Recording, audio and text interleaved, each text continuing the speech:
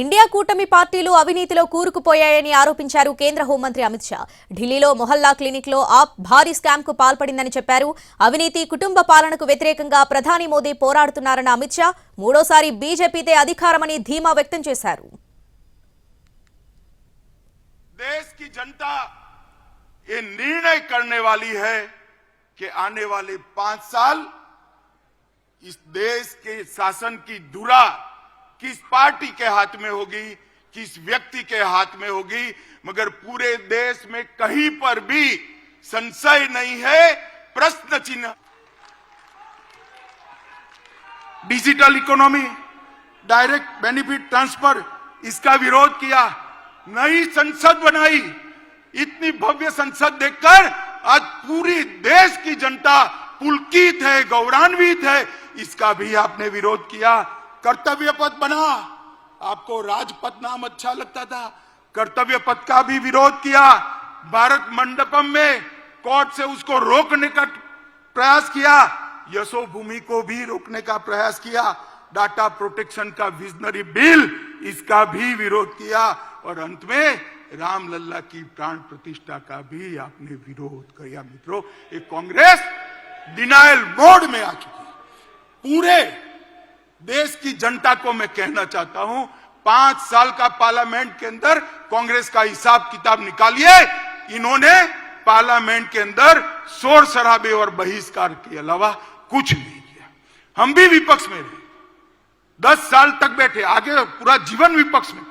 हम रचनात्मक विपक्ष की भूमिका निभाए, अच्छा है उसका समर्थन किया, मगर आपने क्योंकि भ्रष्टाचार है नहीं, बाहर जाना ही उचित समझा। मित्रों, इंडिया अलायंस अहंकार से युक्त है, वो सहन ही नहीं कर सकते। वो ऐसा मानते हैं कि देश का प्रधानमंत्री वो ही बन सकता है जो बड़े परिवारों से आता है, वो सहन नहीं कर सकते। एक गरीब मां का बेटा अब देश का प्रधानमंत्री बनकर देश को चला रहा है। ये अहंकार उनको भारतीय जनता पार्टी के खिलाफ खड़े, ये परिवारवादी राजकुमार सारे के सारे इकट्ठा होकर हमारा विरोध कर रहे। मोदी जी ने 40 से ज्यादा नीतियां बनाकर इस देश को नीतियों के आधार पर चलाने का काम किया। मैं पूरी सूची बोलना नहीं चाहता। मित्रों,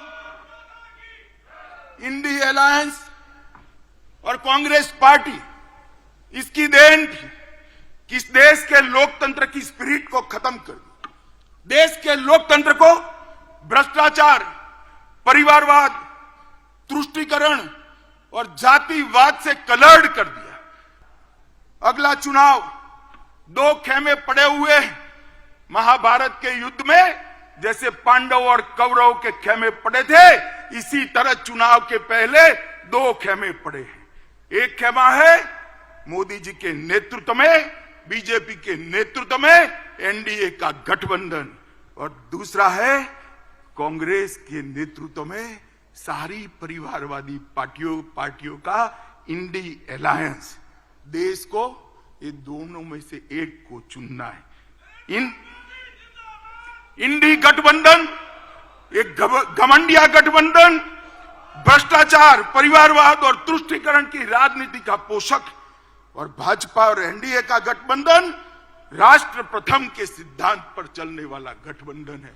देश की जनता को तय करने वाला है।